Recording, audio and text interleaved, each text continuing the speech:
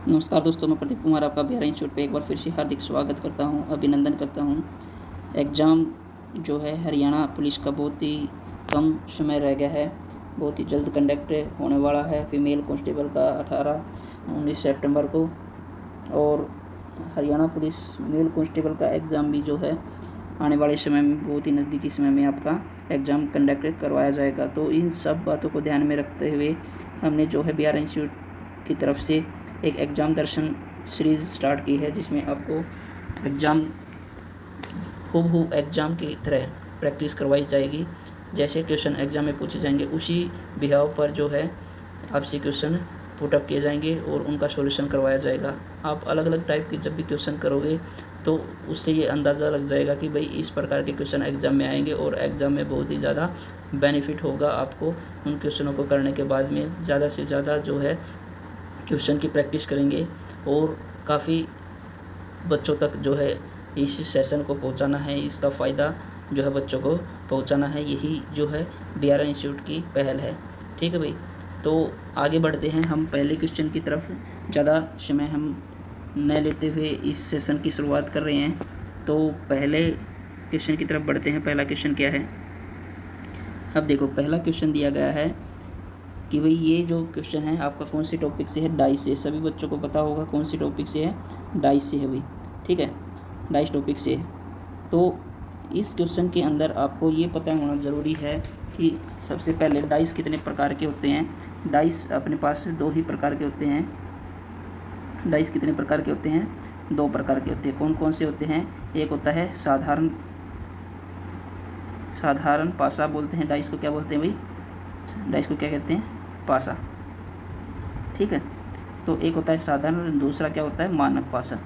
ठीक है, आप जा कर के इसकी एक अलग से वीडियो है, पूरी की पूरी क्लास मैंने बड़ी अच्छे से समझाया है डाइस के बारे में, तो वहाँ पर जा कर के आप अच्छे से पढ़ सकते हो। अब हम क्वेश्चन की तरफ बढ़ते हैं। क्वेश्चन में क्या दिया गया है कि यहाँ पर नीचे दी गई पासे की 4 स्थितियाँ दी गई है। सबसे नीचे वाले फलक पर कौन सी संख्या होगी यदि सबसे ऊपर कौन सी है, एक। इसने ये कहा कि ऊपर वाले फलक पे 1 है। ठीक है, तो आपने ये बताना है कि इसके नीचे यानी इस यहाँ पर क्या होगी, यहाँ पे आपसे पूछा गया है। तो आप ये बताइए मेरे को कि जो साधारण पासा है उसकी डेफिनेशन क्या होती है, यानी उसका रूल क्या होता है कि जो भी साथ वाले फलक है, यानी ये जो साथ वाले फलक है, इन दोनों का योग कितना होता है, इन दोनों का योग कितना होता है भाई, 7 होता है। तो ये क्या हो जाएगा, साधारण पासा बन जाएगा। क्या बन जाएगा, ये साधारण पासा होगा। ठीक है, तो अब ये हमारे पास आकृति जो दी गई है उसमें क्या है, साधारण पासा है। तो प्यारे बच्चों, आपको यहाँ पर करना क्या होगा, जब भी साधारण पासे का क्वेश्चन हो वहाँ पर क्या करोगे, कंपैरिजन करोगे। यानी एक जो भी पहले कॉमन अंक दिया गया है, केवल एक अंक कॉमन दिया गया है दूसरी आकृति के साथ में। यानी अपने पास अगर हम यहाँ से देखते हैं तो सीधे तौर पे अगर इस क्वेश्चन को सोल्व करना है तो डायरेक्टली आप क्या देखोगे, यहाँ पे एक जो दिया गया है उसके साथ में कौन कौन सी संख्या दी गई है, यहाँ पे 4 और 6 दिया है। ठीक है, आगे बढ़ते हैं। इस एक के साथ में क्या क्या दे रखा है, एक के साथ में और क्या दे रखा है भाई, 5 दे रखा है और 4 दिया हुआ है। ठीक है, फिर यहाँ पे एक के साथ में क्या क्या दिया हुआ है, 3 और 6 दिया हुआ है, 3 और 6 दिया हुआ है। अब आप यहाँ पे देखोगे कि हमारे पास एक के जो साथ वाले फलक थे उन पे कौन कौन सी संख्या आ गई, 3, 5, 4, 6, ये जो है अंक आ गए हैं। तो टोटल हमारे पास कितने फलक होते हैं भाई, 6 फलक होते हैं। ठीक है, 1 से 6 तक नंबर काउंट होता है वहाँ पे। तो आप ये देखो कि जब मेरे पास एक के साथ वाले फलक जो साइड वाले हैं उस पर 4, 5, 3 और 6 आया हुआ है, तो एक अंक है जो हमें दिखाई नहीं दे रहा, कौन सा अंक है, 2। तो 2 इसका क्या हो जाएगा भाई, राइट आंसर हो जाएगा। यहाँ पे एक के बिल्कुल अपोजिट साइड में क्या मिलेगा आपको, 2 मिलेगा। ऑप्शन नंबर सी इसका बिल्कुल सही आंसर हो जाएगा। आई बात समझ में। तो अगले क्वेश्चन की ओर बढ़ते हैं। नेक्स्ट क्वेश्चन हमारा क्या है, नेक्स्ट क्वेश्चन देखिए भाई।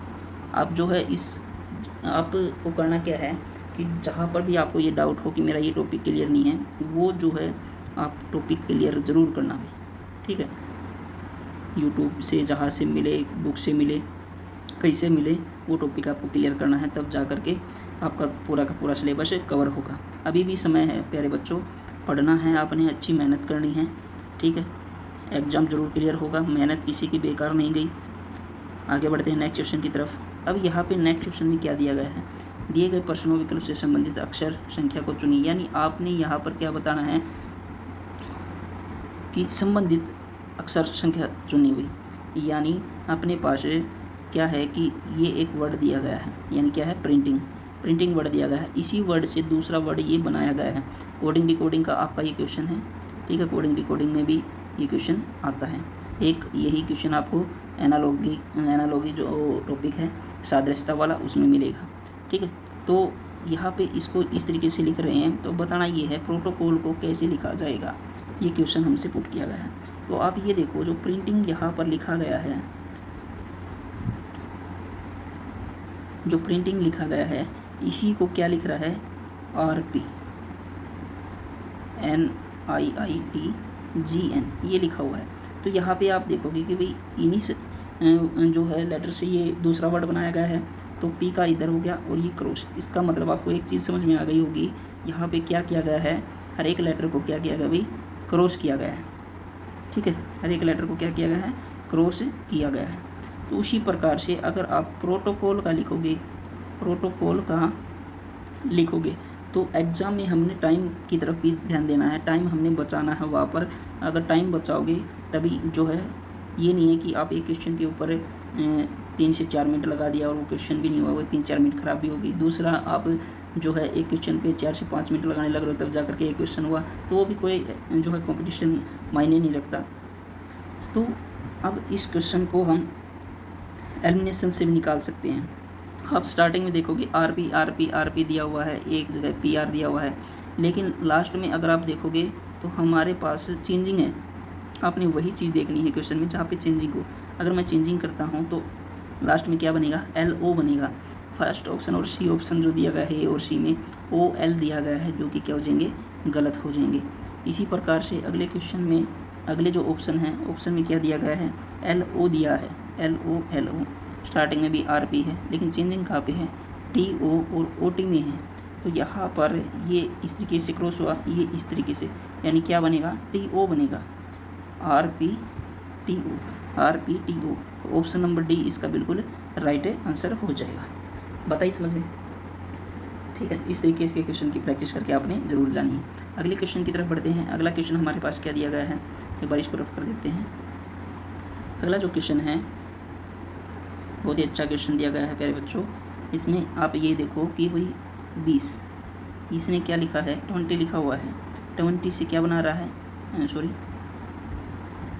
20 से क्या बनाया हुआ है, इन्हें 11 बनाया हुआ है, ठीक है। ये 11 किस तरीके से बन सकता है, अगर मैं इस 20 का आधा कर दूं, कितना आया, 10 आया। 10 में अगर 1 ऐड कर दूं, 11 बन गया।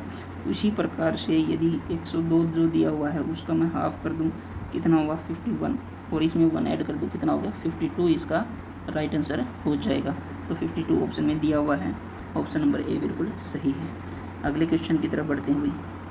नेक्स्ट क्वेश्चन हमारे पास क्या है, अब ये एक आकृति यानी जो है त्रिभुजों की संख्या, हाउ मैनी ट्रायंगल्स, यानी इसमें दिया हुआ है find the number of triangle in the given figure, ठीक है। तो अब यहाँ पर त्रिभुजों की संख्या आपने बतानी है। तो प्यारे बच्चों, इस क्वेश्चन को करते हुए बस एक बात का आपने ज़रूर ध्यान रखना है कि कभी भी क्वेश्चन को देखते ही इस तरीके से बच्चे काउंट करने लग जाते हैं। जैसे कोई भी आकृति दी हुई है, यहाँ पर 1 2 3 4 5 6, यानी हमने क्या करना है, ये इस तरीके से यूज नहीं करना है। हमने क्या करना है, अलग अलग पोर्शन में इस आकृति को जो है बांट लेना है, ठीक है। अलग अलग पोर्शन में बांट लेना है। तो यहाँ पर एक चीज़ मैंने आपको सिखाई थी कि भाई कोई भी एक त्रिभुज है,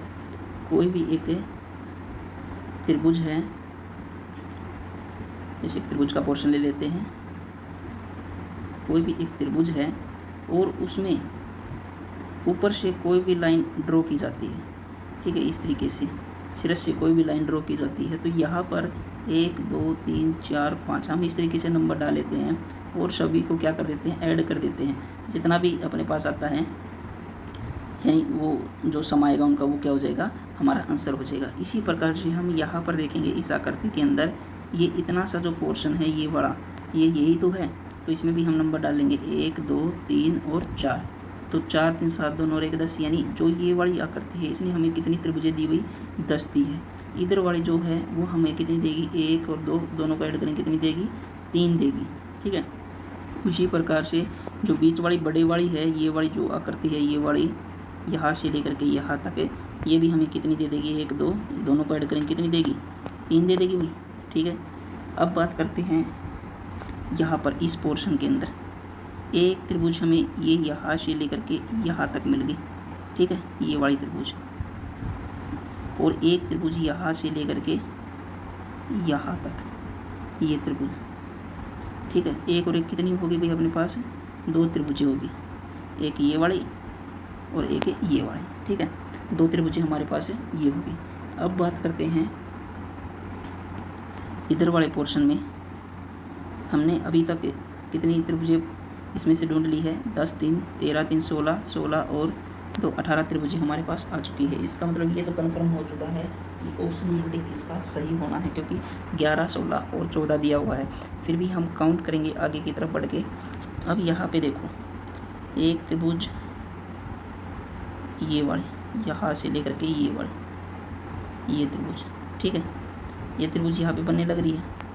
ठीक है, ये त्रिभुज यहाँ पे बन रही है। उसी प्रकार से एक त्रिभुज आपकी ये वाली बन गई यहाँ पे इधर वाली। तो ये भी अपने पास कितनी त्रिभुजें आ गई है भाई, 2 त्रिभुजें आ गई है, 2 त्रिभुजें आ गई है। तो टोटल कितनी हो गई, 20 त्रिभुजें हो चुकी हैं। 10 3 13 3 16 2 18 और 2 20 त्रिभुज हो चुकी है इस आकृति के अंदर। और कौन सी त्रिभुजें बन के आ सकती है, ये जो है देखो एक बार,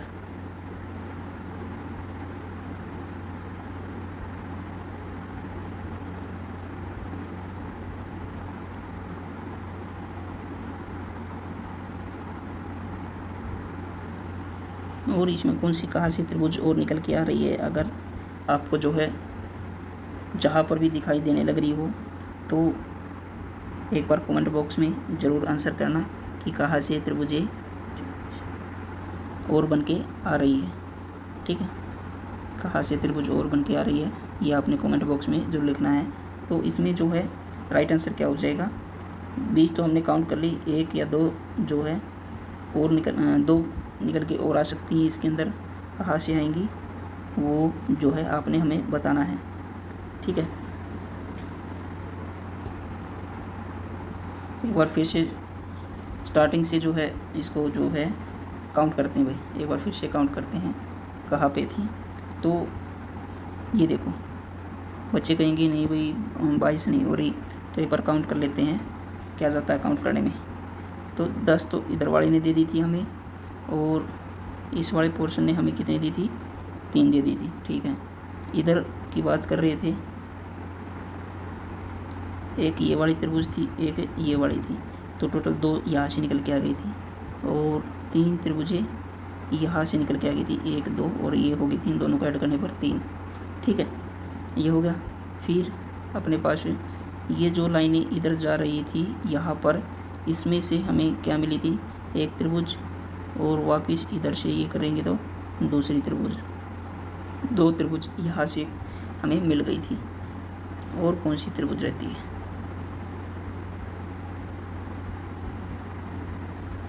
10 2 12 12 3 15 15 और 3 18 18 और 2 20 20 और 2 22 22 त्रिभुजें हमारे पास हो चुकी है। अच्छा, 2 ये 2 बार काउंट हो गया क्या,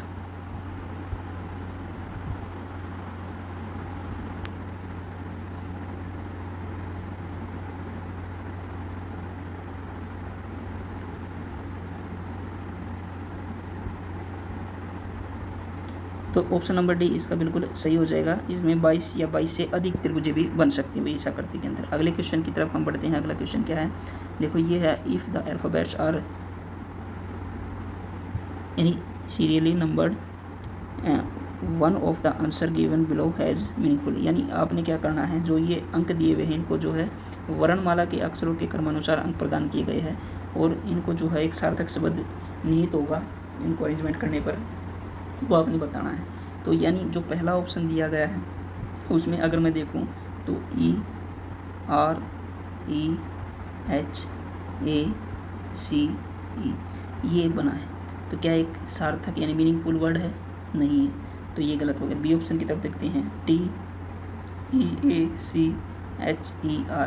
तो ये बन गया भाई टीचर यानी अध्यापक। तो बी ऑप्शन इसका बिल्कुल सही हो जाएगा। ठीक है, आया समझ में? अगले क्वेश्चन की तरफ बढ़ते हैं। अगला क्वेश्चन क्या है? अगला क्वेश्चन हमारे पास ये दिया गया है, देखो यहाँ पर ध्यान दो, इसमें जो है अलग छाटना भाई, ओड वर्ड उठाना हमने। ओड क्या है? ठीक है, क्या बताना है? ओड के बारे में बताना है कि ओड क्या है। तो यहाँ पर अगर आप देखोगे तो एप्पल दिया हुआ है, एंगल, अडोर, एम्पल। एप्पल का आपको पता ही भाई, सेब, एंगल, कोन। अडोर मीन्स प्यारा होता है, पसंदीदा होता है। एम्पल मीन्स प्रचुर मात्रा में, ठीक है, पर्याप्त। तो इसमें से अलग क्या होगा? काफ़ी बच्चे अब यहाँ पे ध्यान जो जाएगा स्टूडेंट का वो किस में जाएगा? केवल और केवल इसके शब्दों के ऊपर जाएगा। और शब्दों पे जाएगा तो यहाँ पर हमारे पास इसके अलावा एक और हमने क्या करना है? लेटर के ऊपर फोकस करना है। इसमें जो लेटर दिए हुए हैं वो कौन कौन से हैं? ए, आप ध्यान से देखोगे एप्पल में ALE, ये जो लेटर हैं ये रिपीट होने लग रहे हैं। ऑप्शन नंबर ए में ALE, एंगल में भी दिया हुआ है, एम्पल में भी ALE। तो ALE जो लेटर है वे ए ऑप्शन, बी ऑप्शन और डी ऑप्शन, इन तीनों में क्या है? रिपीट होने लग रहे हैं। ऑप्शन नंबर सी में नहीं हो रहे, तो ये आपका क्या हो जाएगा? अलग हो जाएगा, जो कि आपका राइट आंसर है। ठीक है, आया समझ में? अगले क्वेश्चन की तरफ बढ़ते हैं। अगला क्वेश्चन देखो क्या है। अगला क्वेश्चन हमारे पास है, ये कह रहा है कि भाई श्रृंखला में आसन अक्षरों के बीच छोड़े गए अक्षरों की संख्या बढ़ती है, निम्नलिखित में से कौन सी श्रृंखला इस नियम के पालन करती है? तो ये कहने का मतलब ये है कि जैसे ए दे दिया हो, फिर सी दे दिया हो, फिर एफ दे दिया हो। कहने का मतलब यहाँ पर बी, इसके बाद में डी और ई, यहाँ पे एक का डिफरेंस है, यहाँ पे दो का डिफरेंस है। ठीक है, इस प्रकार से जो है बढ़ते जाने लग रहे हैं। तो उसी बिहाव पर हमने इसका आंसर निकालना है। यहाँ पर देखो आप कि क्या दिया हुआ है। पहले ऑप्शन की तरफ अगर आप देखोगे तो सी के बाद में सीधा पी, यानी 3 से 16 पे गया और फिर 20 पे गया, तो डिफरेंस कुछ अजीब है। तो यहाँ पर आपका आंसर नहीं होगा, तो ऑप्शन ए गलत है। बी की तरफ बढ़ते हैं। बी में देखो 8 फिर 10 फिर 8, ऐसे क्वेश्चनों को करने के लिए आपको सभी अल्फ़ाबेट के क्रमांक नंबर याद होने ज़रूरी है भाई। तो बी भी आपका ऑप्शन नहीं है। अब मैं बात करता हूँ सी की तरफ, फिर 8 फिर 3 फिर 6 फिर 11 फिर 16। आप यहाँ पे देखोगे तो कोई एक अच्छी सी सीरीज नहीं बन रही, तो ये भी आपका ऑप्शन ही है। तो एक ही ऑप्शन बचता है प्यारे बच्चों, तो वो ऑप्शन कौन सा? ऑप्शन नंबर डी बिल्कुल सही हो जाएगा। अगर मैं इसकी सीरीज़ की बात करता हूँ तो ये दे रखा है 9, 11, 14, 18 और 23। अब यहाँ पे देखो 2 का डिफरेंस, 3 का डिफरेंस, 4 का डिफरेंस और 5 का डिफरेंस। ठीक है, तो ऑप्शन नंबर डी बिल्कुल सही आंसर हो जाएगा। अगले क्वेश्चन की तरफ बढ़ते हैं। अगला क्वेश्चन देखो, अगला क्वेश्चन हमारे पास क्या है इसके अंदर। अगला क्वेश्चन बहुत ही अच्छा क्वेश्चन कि यहाँ पे अरेंजमेंट करनी होती है आपने। Arrange the following word as per order in the dictionary, यानी अल्फ़ाबेट के अनुसार आपने ये बताना कि कौन सा पहले आएगा कौन सा बाद में आएगा। तो यहाँ पर देखो सबसे आसान क्वेश्चन है, इसमें आप इजीली बता सकते हो। यहाँ पे CONC, ये सभी में कॉमन दे रखा है। जहाँ तक कॉमन होंगे सभी जो है शब्दों में, वहाँ तक कोई भी कंपेरिजन नहीं बनेगा। कंपेरिजन वहाँ पे बनेगा जहाँ पर लेटर चेंज होने लग रहा हो। सी के बाद में देखो ई दिया है, ई दिया है, आई दिया है, ई दिया है और ई दिया है। तो अब आप मेरे को ये बताइए, ई पहले आता है या आई पहले आता है? ई पहले आएगा अल्फ़ाबेट के अनुसार, आई कहाँ पे आएगा? बाद में आएगा। तो आई वाला जो वर्ड है वो किस में मिलेगा? सबसे बाद में मिलेगा। ठीक है, अब आपको यहाँ पर एक चीज़ विशेष कर ध्यान रखनी है। यहाँ पे आप ऑप्शन एलिमिनेशन पे आ जाओ। ऑप्शन एलिमिनेशन यानी जो 3 नंबर का जो वर्ड है वो कहाँ पे मिलेगा भाई? सबसे लास्ट में मिलेगा। यानी पहले ई वाले अरेंज होंगे और बाद में लास्ट में क्या मिलेगा? 3 वाला मिलेगा। तो ऑप्शन नंबर किस में दिया हुआ है? ऑप्शन नंबर सी में दिया हुआ है, लास्ट में 3, और किसी में भी नहीं है। आपका क्वेश्चन जल्दी ही सोल्व हो गया भाई। ठीक है, तो इसका राइट आंसर क्या हो जाएगा? ऑप्शन नंबर सी इसका राइट आंसर है। ऑप्शन नंबर सी इसका बिल्कुल सही आंसर हो जाएगा। अगले क्वेश्चन की तरफ बढ़ते हैं। अगला क्वेश्चन हमारे पास क्या है, अब देखो मैथ का क्वेश्चन आया है।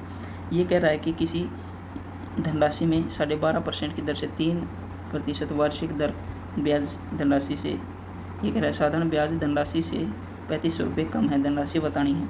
तो आपका जो फॉर्मूला होता है वो क्या होता है भाई, साधारण ब्याज का PRT यानी मूलधन गुणा दर गुणा समय बटे 100, और ये क्या किसकी वैल्यू निकलती है, SI की वैल्यू निकलती है। और अभी जो क्या कहा गया है, SI जो अपने पास है वो कितना है, मूलधन P है यहाँ पे, उससे कितना कम है भाई, 3500 रुपये कम है, यही बात कही है।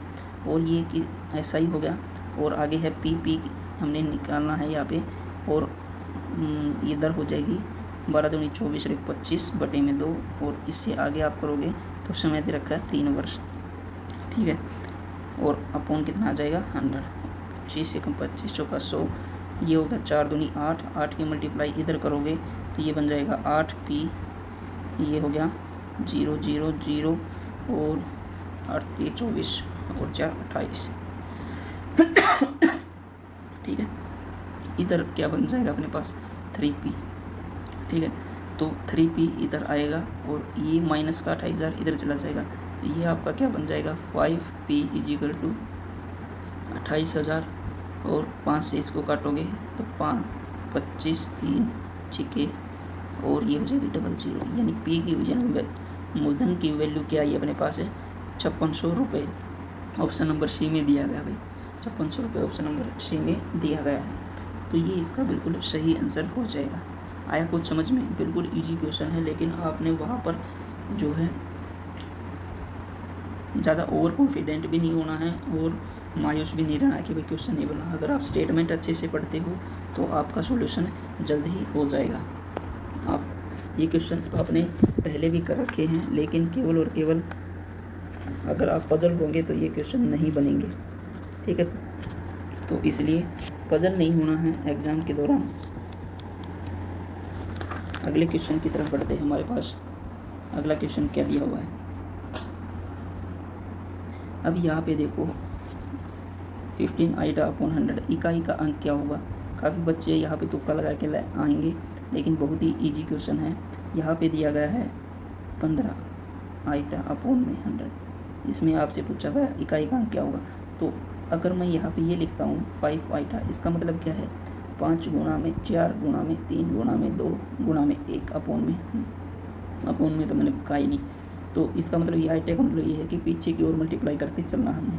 तो यहाँ पर हम करेंगे 15 गुणा में 14 गुणा में 13 गुणा में 12 गुणा में 11 गुणा में 10, इसी प्रकार से आगे बढ़ते बढ़ते गुणा में 5, आगे बढ़ते बढ़ते गुणा में 2 और गुणा में 1, और अपॉन में क्या दिया गया है 100 दिया गया है। तो यहाँ पर 5 दूनी 10, 10 250 कैंसिल हो गया, ठीक है।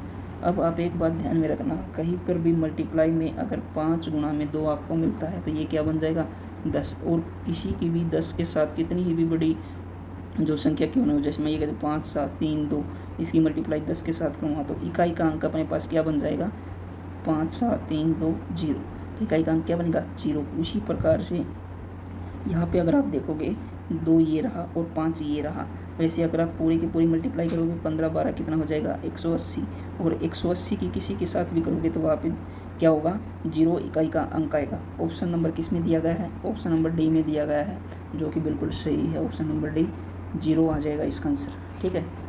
बात है समझ में, 0 इसका राइट आंसर हो जाएगा।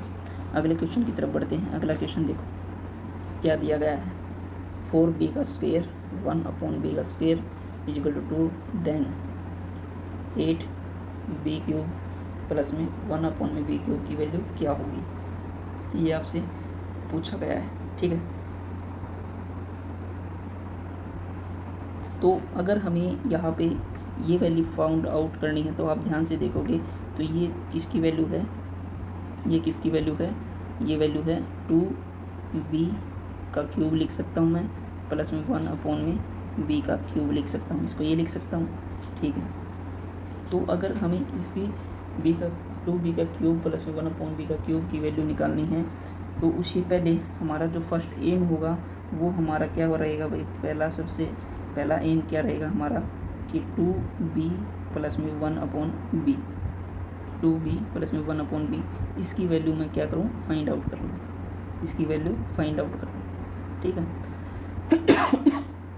तो हमारे पास गिवन क्या है, क्या दिया हुआ है, ये वैल्यू दे रखी है 4b का स्क्वायर प्लस में 1/b का स्क्वायर, ये दिया हुआ है, जी का 2 दिया हुआ है।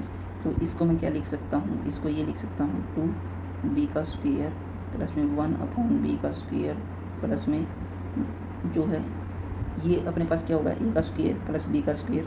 तो और आगे क्या लिख सकता हूँ मैं अपनी तरफ से यहाँ पे 2ab, यही होता है a प्लस b का स्क्वायर, 2ab, 2 इंटू में a अपने पास ये हो गया और b अपने पास 1/b, b से b कैंसिल, ये कितना हो गया, 2 दूनी 4, इक्वल टू क्या दिया हुआ है, 2 दिया हुआ है।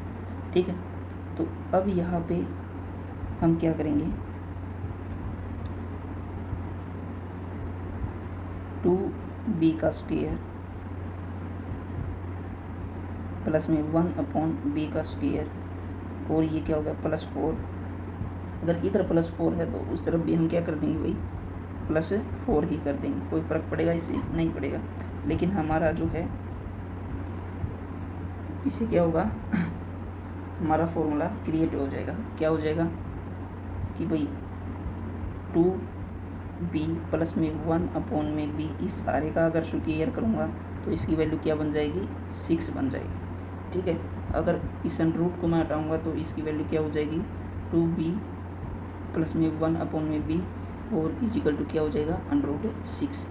ये वैल्यू बन गई 2b, जो हमने ये वैल्यू फाइंड आउट करनी थी, तो इसकी वैल्यू क्या हो गई अपने पास है, √6 आ गई। यहाँ तक आया भाई समझ में। ठीक है। अब आगे बढ़ते हैं अगली तरफ। अब हम क्या करेंगे, यहाँ से क्यूब की वैल्यू में चले जाएंगे, स्क्वायर का अपना काम खत्म हो चुका है, अब हम क्या करेंगे, क्यूब की तरफ चले जाएंगे।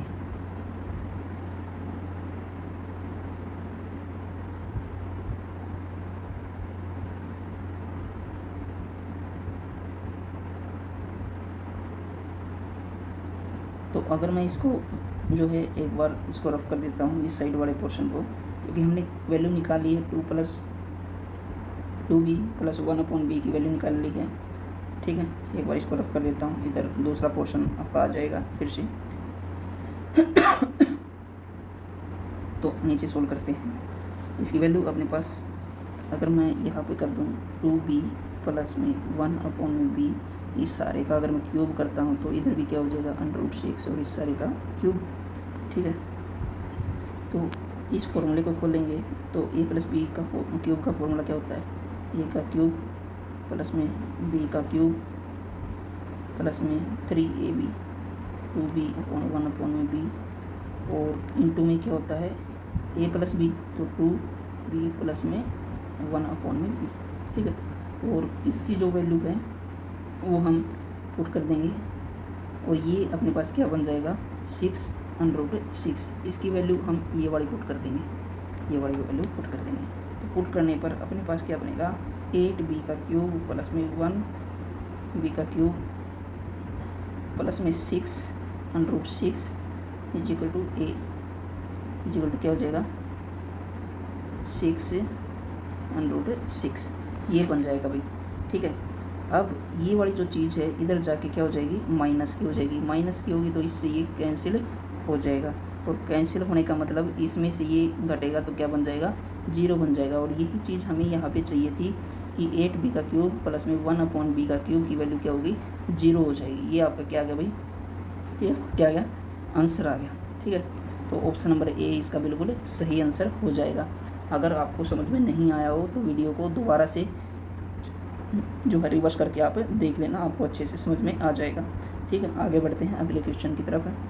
अगला क्वेश्चन हमारा क्या है, ये कह रहा है कि एक आदमी की चाल शांत जल में 24 किलोमीटर प्रति घंटा है, नदी में वह धारा के साथ किसी दूरी को तय करने में जितना समय लेता है उतनी ही दूरी को धारा के विपरीत तय करने में 3 गुना समय लेता है। धारा की चाल बताइए चाल बताइए, ये आपसे पूछा गया। तो शांत जल में जो है उसकी चाल कितनी है, ये देखिए आप। तो हम मान लेते हैं शांत जल में जो चाल है, शांत जल में वो कितनी दी गई है, इसको मान लेते हैं हम x किलोमीटर प्रति घंटा, ठीक है। और उसकी वैल्यू कितनी दी गई है, 24 किलोमीटर प्रति घंटा ये दिया गया है। और धारा की जो चाल है, करंट की जो चाल है वो कितनी दी गई, हम मान लेते हैं y किलोमीटर प्रति घंटा, ठीक है। और इसमें जो है अकॉर्डिंग टू क्वेश्चन क्या दिया गया है, अकॉर्डिंग टू क्वेश्चन क्या दिया गया है कि भाई जो टाइम लेते हैं वो क्या है, अपस्ट्रीम, धारा के विपरीत जाने में जितना समय लेता है, कितना समय लेता है भाई, 3 गुना किसका लेता है, डाउनस्ट्रीम का, यही है, डाउनस्ट्रीम का 3 गुना लेता है।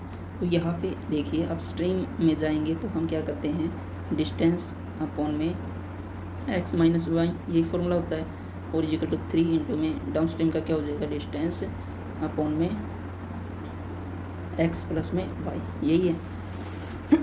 क्योंकि अब डिस्टेंस से डिस्टेंस कैंसिल, क्योंकि यहाँ पे क्या है, डिस्टेंस बिल्कुल सेम है, ठीक है, डिस्टेंस सेम है। तो हम क्या करेंगे, यहाँ पर अब इस वैल्यू को सोल्व करते हैं, ये जो वैल्यू है इधर चली जाएगी, ये जो वैल्यू है इधर आ जाएगी, और उससे पहले हम x की वैल्यू पुट कर देते हैं। x की वैल्यू क्या है, 24 दिया गया है हमारे पास, ठीक है। तो इसको अगर हम सोल्व करते हैं तो सोल्व करने पर क्या मिलेगा हमें, 24 प्लस में y इक्वल टू 3 इंटू में 24 माइनस में y, ठीक है। और आगे करेंगे इसको सोल्व तो ये हो जाएगा 24 प्लस में y equal to 72 minus 3y, ये हो गया भाई 4y इक्वल टू 48। अगर 4 से करेंगे तो y की वैल्यू कितनी आ जाएगी, 12 किलोमीटर प्रति घंटा। यानी जो धारा की आपसे पूछी गई थी, धारा की चाल क्या होगी, तो उसका राइट आंसर क्या हो जाएगा, 12 किलोमीटर प्रति घंटा। इसका राइट आंसर हो जाएगा ऑप्शन नंबर बी भाई, ठीक है। अगले क्वेश्चन की तरफ बढ़ते हैं। नेक्स्ट हमारा क्या है, अब देखो नेक्स्ट क्वेश्चन की तरफ बढ़ रहे हैं। नेक्स्ट क्वेश्चन बताना है हमारे पास क्या है।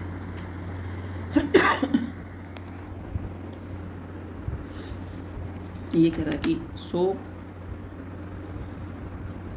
मीटर की रेस में ए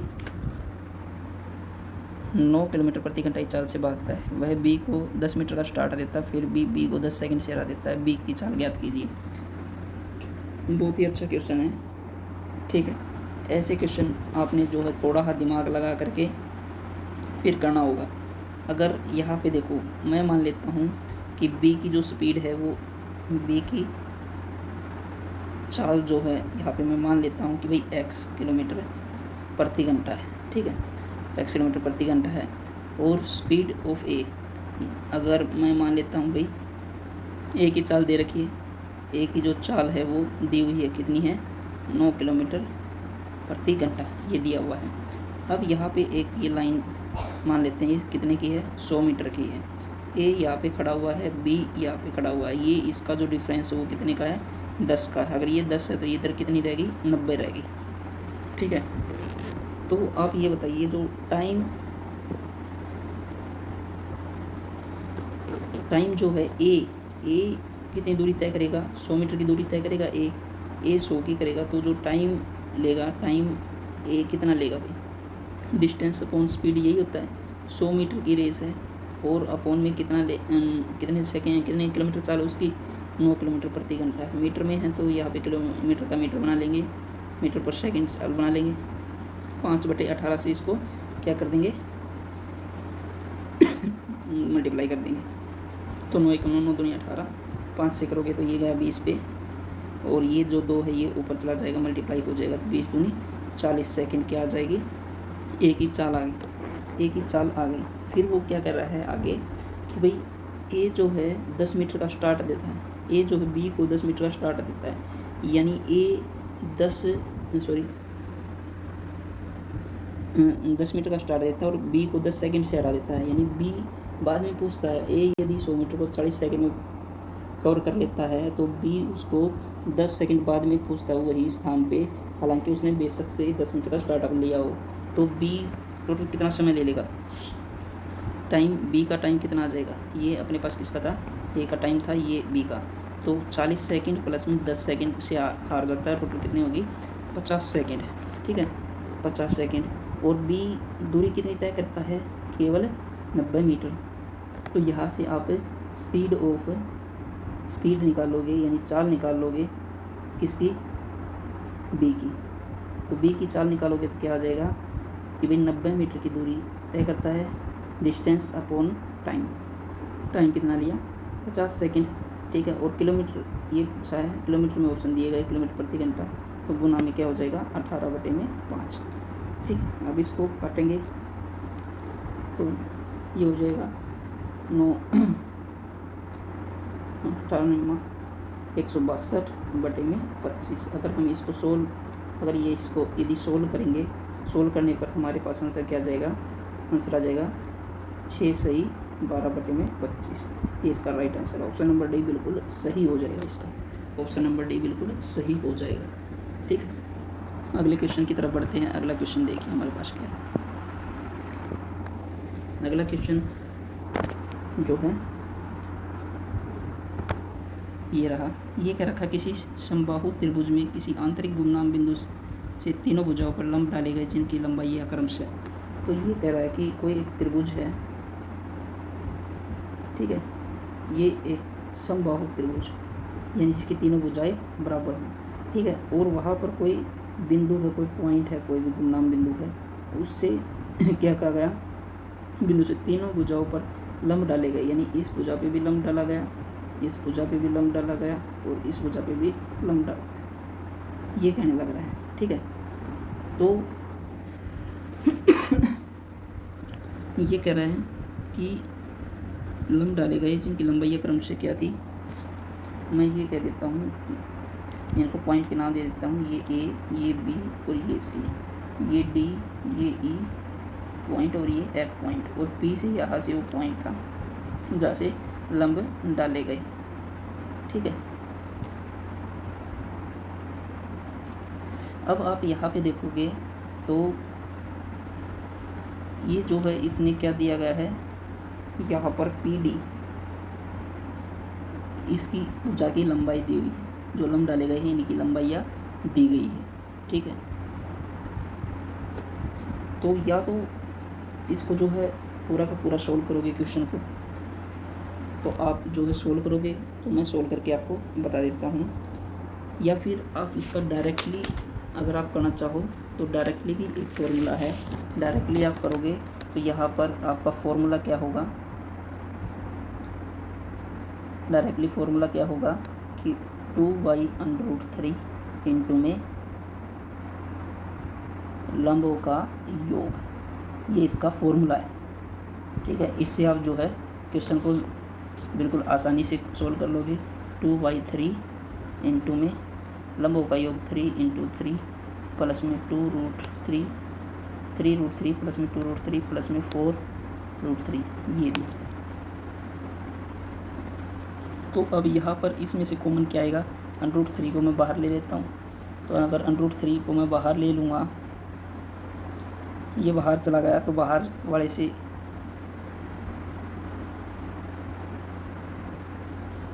इससे क्या होगा, इस वाले से इस √3 से ये √3 कट जाएगा, तो 3, 2 और 4 ये बच गया मेरे पास, 4, 2, 6, 3, 9, 9 दूनी 18, तो 18 इसका बिल्कुल सही आंसर आ जाएगा। ऑप्शन नंबर सी बिल्कुल सही है भाई, ऑप्शन नंबर सी इसका बिल्कुल सही है। डिटेल में जाओगे तो इसका जो है अलग अलग पोर्शन, अलग अलग त्रिभुजों का जो है हम सॉल्यूशन करेंगे। कहने का मतलब पहले हम इस त्रिभुज को, इस त्रिभुज को, इस त्रिभुज को हम ऐड करेंगे, ऐड करने के बाद में उसके एरिया को ऐड करेंगे और फिर वहाँ पर त्रिभुज का फॉर्मूला लगेगा, फिर क्वेश्चन सोल्व होगा। इससे अच्छा है कि आप जो है डायरेक्टली आप फॉर्मूला भी याद रख सकते हो, कुछ नहीं करना। 2/√3 इंटू में लंबों का योग। अगले क्वेश्चन की तरफ बढ़ते हैं। नेक्स्ट क्वेश्चन हमारा क्या है, देखो भाई, एक क्वेश्चन हमारे ये दिया गया है कि भाई बिल्कुल इजी क्वेश्चन है, 20 कापियाँ खरीदने पर 4 कापियाँ मुफ्त मिलती है, तो छूट का प्रतिशत बताइए। तो यहाँ पर छूट का प्रतिशत बताना है। ठीक है, तो आप ये बताओ मेरे को कि भाई 20 कापियाँ खरीदी है उसने और 4 कॉपियाँ मुफ्त मिल गई, तो मैं ये मान लूँ कि एक कॉपी का मूल्य कितना था, एक कॉपी का मूल्य मैंने मान लिया भाई 100 रुपये की एक कॉपी थी, ठीक है। तो 20 कॉपी कितनी की होगी भाई, 2000 की।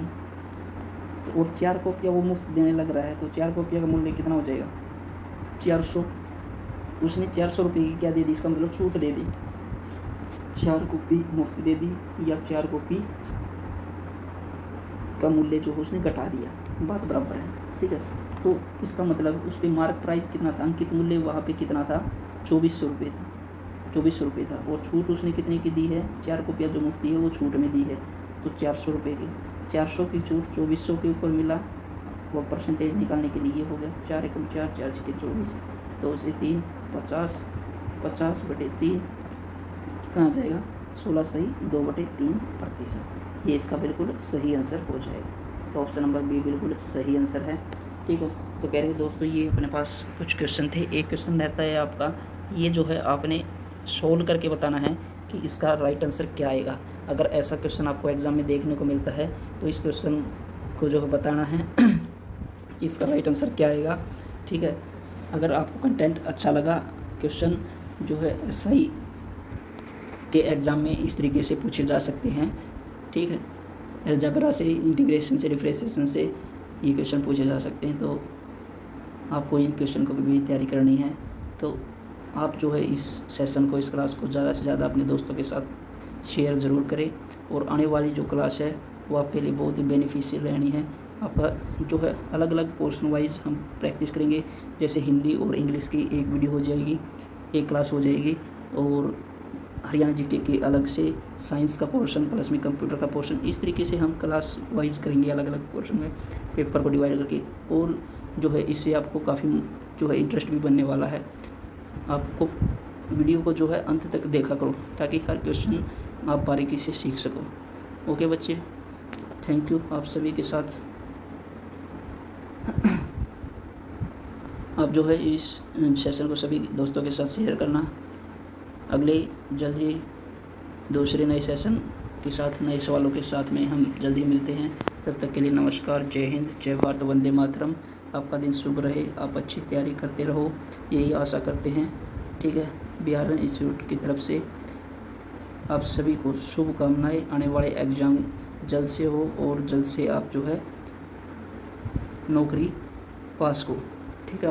आपका जो है जल्द ही सिलेक्शन हो जाए। ओके, थैंक यू दोस्तों।